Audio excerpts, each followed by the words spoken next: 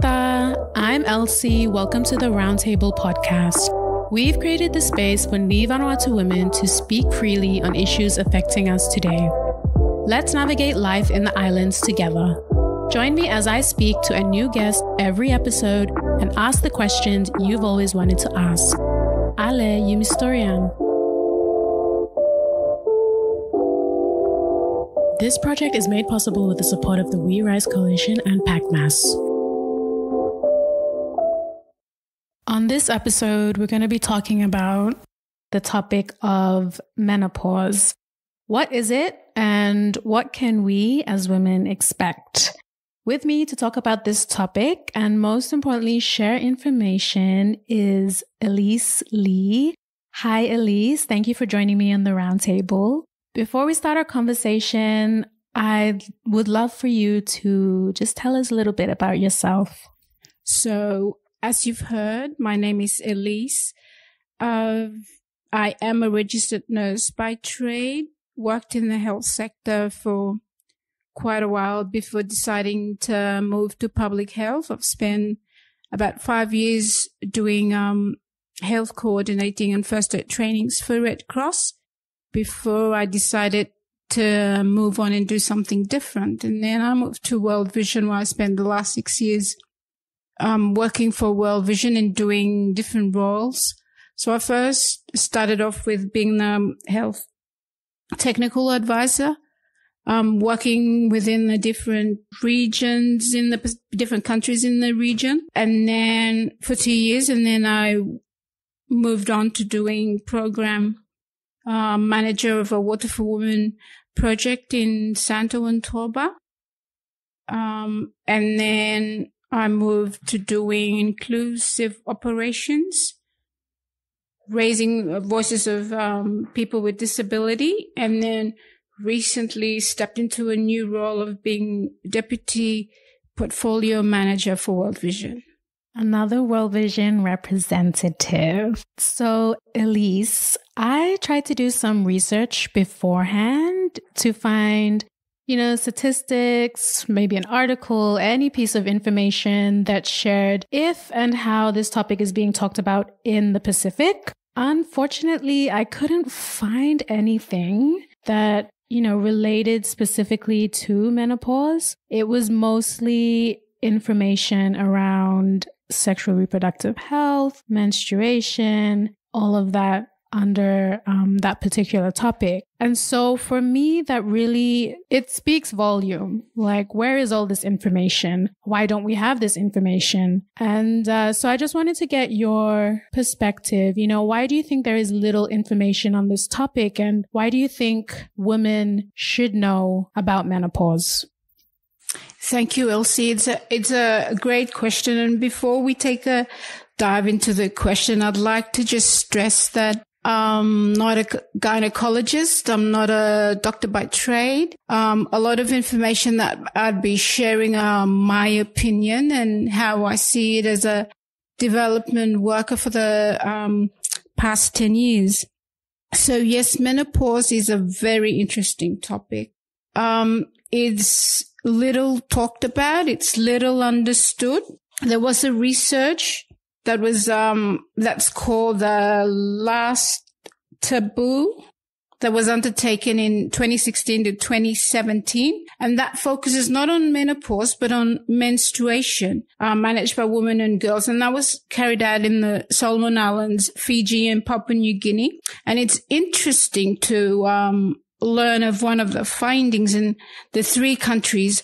And the aim of the research was to determine the impact of how menstrual management practices on women and girls' participation, affected women and girls' participation in education and income generation. One of the main findings in that research was in all 3 countries, education information has frequently, and I say it again, frequently excluded women and girls with disability. And there is often a generalization gap in awareness, as older women may have missed out on receiving education about menstruation while in school. Even when menstruation is included in the school curriculum, teachers may feel ill-equipped to teach the topic and require specific resources and training to do so. So even as honest conversation around women's health has become more common, the menopause transition means a taboo or is never openly discussed in any Melanesian culture. That's super interesting. And it's amazing that there was a research done. That's something that I'm going to look up after this conversation. It mentioned that there was, a lack of information within schools. From the report, and I think from my own experience at high school, I remember that, there wasn't anything. So from the report, there was mention of lack of information in schools. And I think a lot of people forget that schools should be having, these conversations. I understand, and I think this is based on my own personal experience as well from high school, that, menstruation is talked about, but they never spoke about menopause or what to expect later on in life. Do you think that this topic should be introduced into the school curriculum? That's a really good question. And we've come a long way, Elsie. We've come a very long way. Like we have a section in the education in the school curriculums where they're starting from an early age to talk about what changes happen to a girl from an early age, and that has just been introduced into the curriculum, and teachers are talking to that. But there's still a need for ongoing awareness and information so that it trickles not in the urban settings, but right down to the rural setting where you go to a remote community and teachers are willingly talking to this stuff. Do they have the capacity? That's the other thing to consider. Do they have the capacity to talk to these topics in a remote setting? How are we understanding these topics at national level where it trickles down right down to our local communities so that we all are on the same page? I understand as well. So you did mention how it should be spoken about as well within the communities. And, within a community, there's usually a clinic or a nurse that people can go to should they need any medical assistance. Do you think, with the current health services that we have, do you think that they're talking about menopause the way that they should? Or for me personally, I think that they should be talking about it more, I feel that, they should be talking about it more, just creating more kind of, I don't know if awareness is the right word, but just making it kind of normalized. I feel like we're slowly, talking more about periods and, trying to break down the whole stigma around that. But I feel like they could maybe start or probably do the same around the topic of menopause. But yeah, what do you think? I think we're taking baby steps. Considering Vanuatu has a strong patriarchal hold in most communities, with decision-making being taken up by the male citizens. There's a lot of power play and power dynamics that contribute to decisions that are being made with less views taken from the female citizens. The topics covered concerning female population aren't openly discussed. Therefore, they're framed as taboo. The struggle is much alive for many women and girls who face ongoing discrimination, injustices in all different sectors, and that's including the health sector. That's affecting a lot of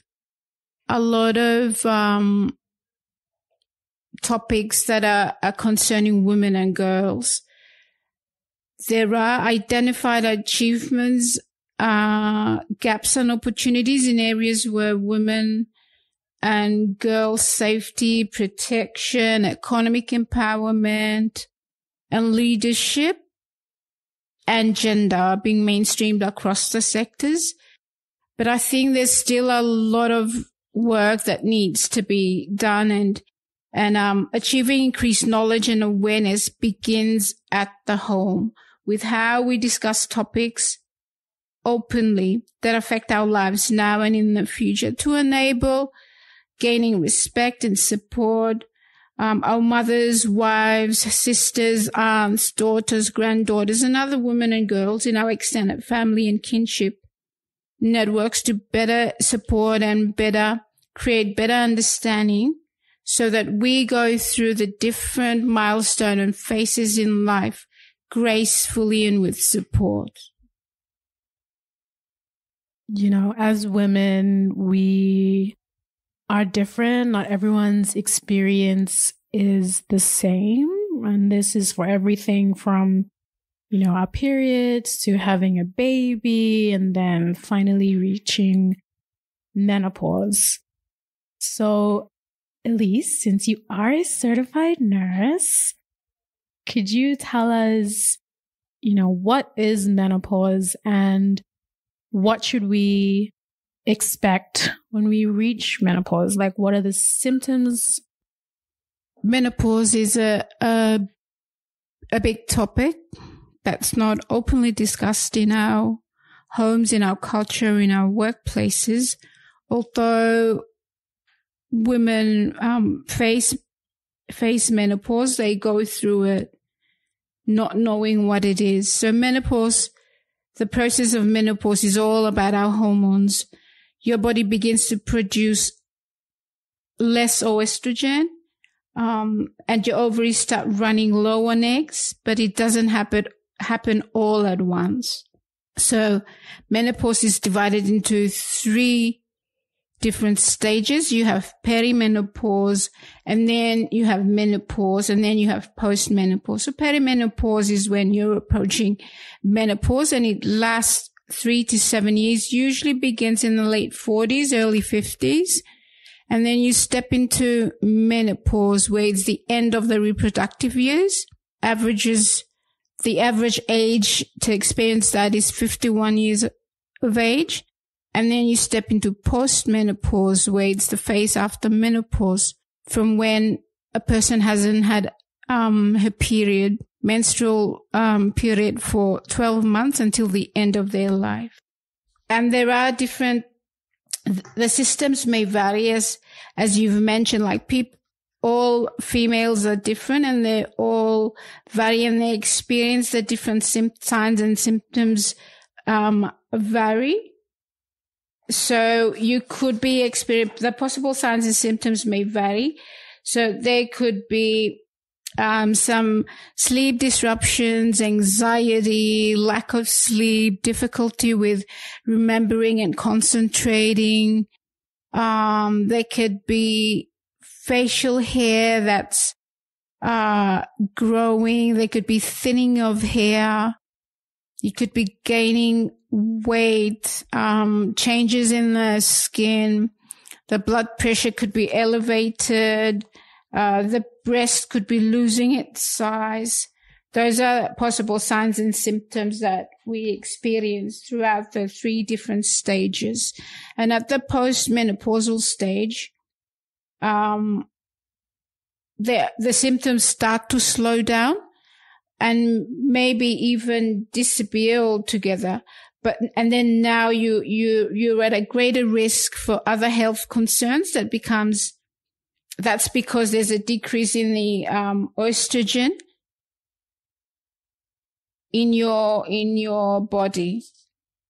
And then you're more prone to cardiovascular diseases, you're more prone to osteoporosis, and other mental health issues. So those are some of the conditions that come up during the postmenopausal stage. Well, I didn't know that there were 3 stages to menopause. I honestly thought that it was just menopause and you go through it for like several years and then it's over and done with. But it's funny, you mentioned the symptoms and I remember my mom talking about going through menopause, and she would get really hot flushes. So she would just all of a sudden break out in like a sweat and just feel like super hot. And she would look around and she would ask like, aren't you guys hot? And I'm like, no, I don't know what you're talking about. And then she just said, it's probably just my body going through menopause. So that's very interesting. So could you just tell us again? So what's the first stage? And what age is that again for perimenopause, menopause, and then post-menopause? So the perimenopause is looking at 40, early 50s, and it lasts 3 to 7 years. For menopause, it's looking at the ages of 51, around 51. So it could be 50, 51, 52. It differs for the different people, different females, different women. And for postmenopause, it's the phase after menopause, from the moment a person stops having a period for 12 months straight until the end of their life. So the first stage is perimenopause. It's a transition period which marks the early stages of menopause, and it can last for years. You may start to have menopause-like symptoms like irregular periods, hot flashes, frequent urination, dryness in the vagina, lack of sleeping, and mood changes. Although skipping periods during perimenopause is common and expected, often menstrual periods will skip a month and return, or skip several months and then start monthly cycles again for a few months. But periods also tend to happen on a shorter cycle, so they are closer together. Despite irregular periods, pregnancy is possible during perimenopausal stage. So if you've skipped a period but aren't sure whether you've started the perimenopausal transition, consider a pregnancy test. That's, like, to me, that's so interesting. And it's information that I sort of knew of, but now I feel like I know. And that's information that I find really interesting. And I'm so glad that you shared it here, because now I feel like I know what to expect. I know that there are 3 different stages between 40 to around late 50s, and that the first stage is probably going to last for a couple of years. And I know all the different symptoms. And that's information that I feel young women and just women in general should know, but it's not. And like, why do you think that it's not talked about here in Vanuatu? Like, do you think it's because it's, still seen as taboo, or is it more of an afterthought because it happens later on in a woman's life? I mean, the practical reason that I could talk to here is a lot of this is blanketed under just going through old age, and then these things aren't talked about, or we don't create spaces to talk to this. Another reasoning being, as Melanesians, we don't openly discuss our feelings. We don't talk to the feelings. We talk to, I don't feel well. I don't think I don't feel well. It's either black or white. It's either good or bad. You don't unpack your feelings to really talk to it and openly discuss it. The other side of that coin is, what would the other person do if you spoke to your feelings? Like, even if I go to the clinic, or even if I go to the health center, what advice would they give me? How would they respond in a way that I feel that I am supported? So a lot of people hold back how they feel and what they feel until they could find someone else that's going through the same feelings, the same thoughts, same experience, and then they could talk to that. Because we found that like a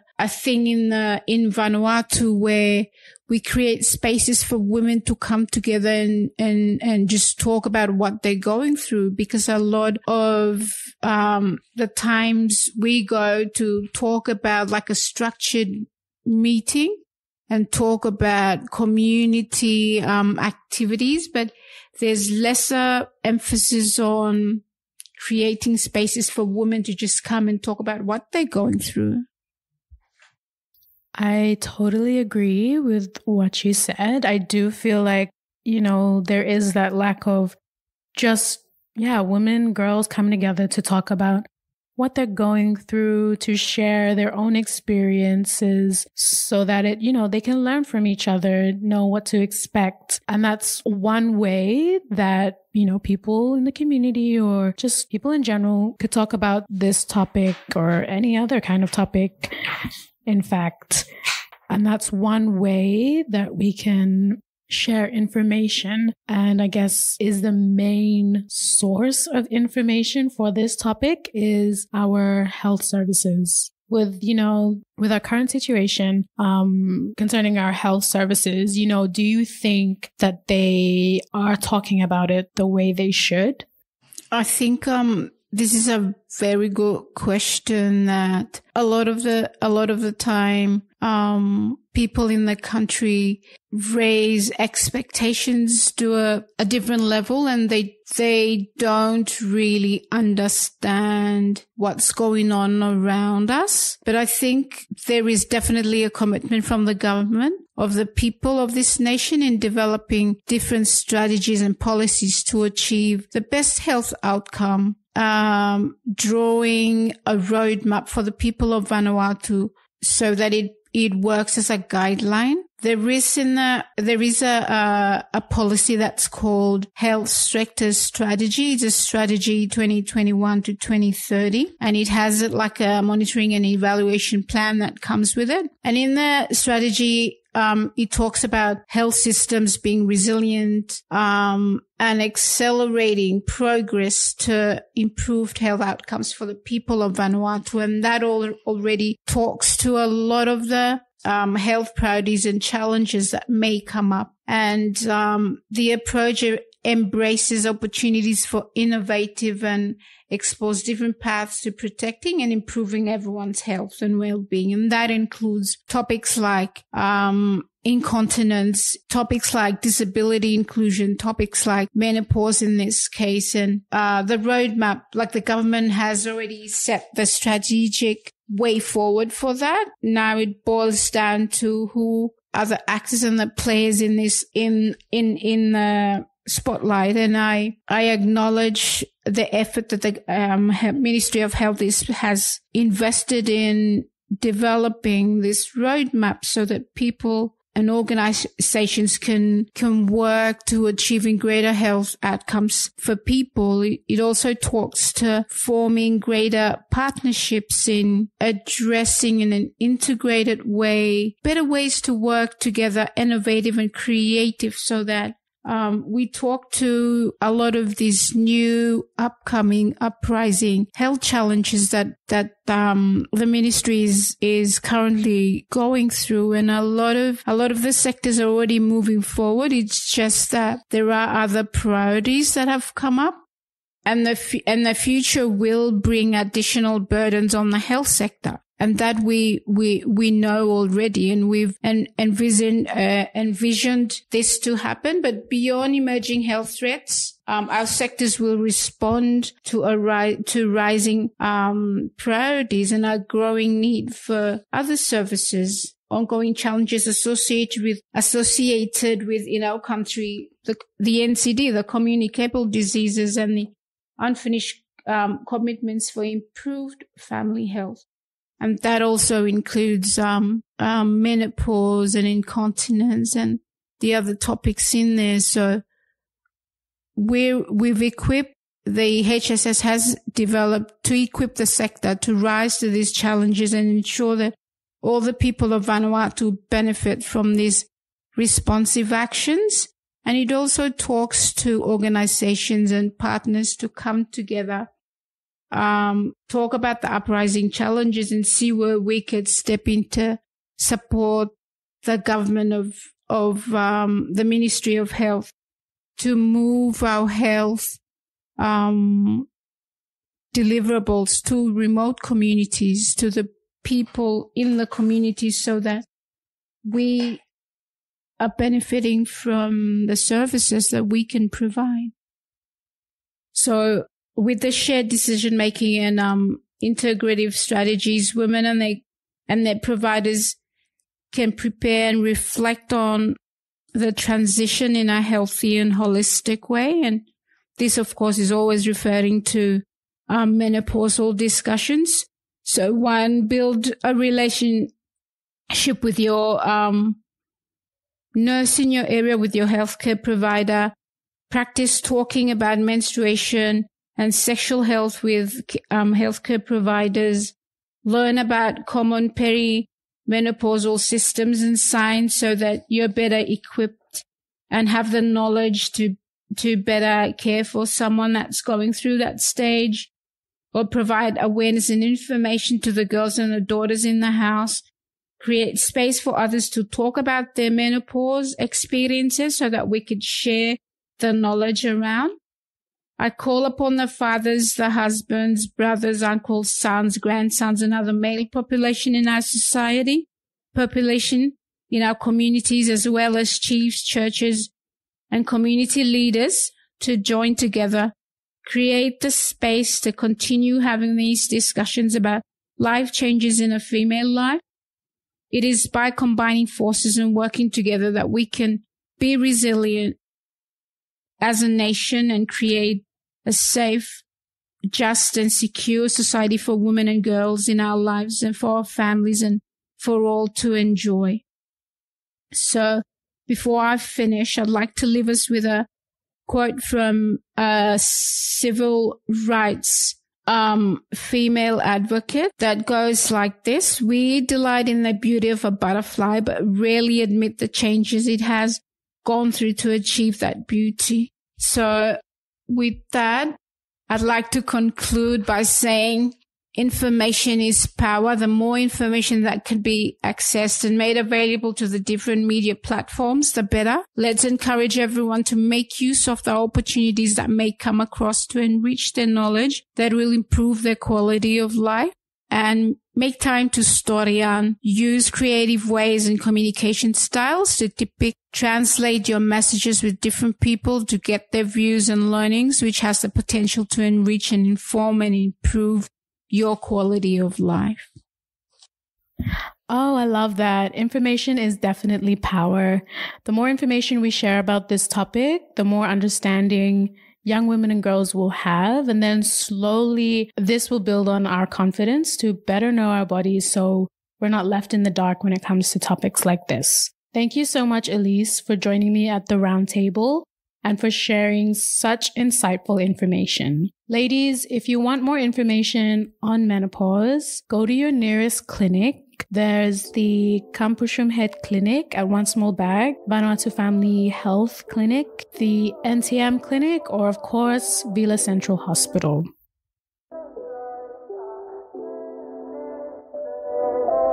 Make sure to check us out on Facebook, Instagram, and TikTok at Sister Vanuatu and our website, sister.com.vu. This is Elsie from The Roundtable. If you want to hear more from The Roundtable podcast, make sure to tune in to the next episode.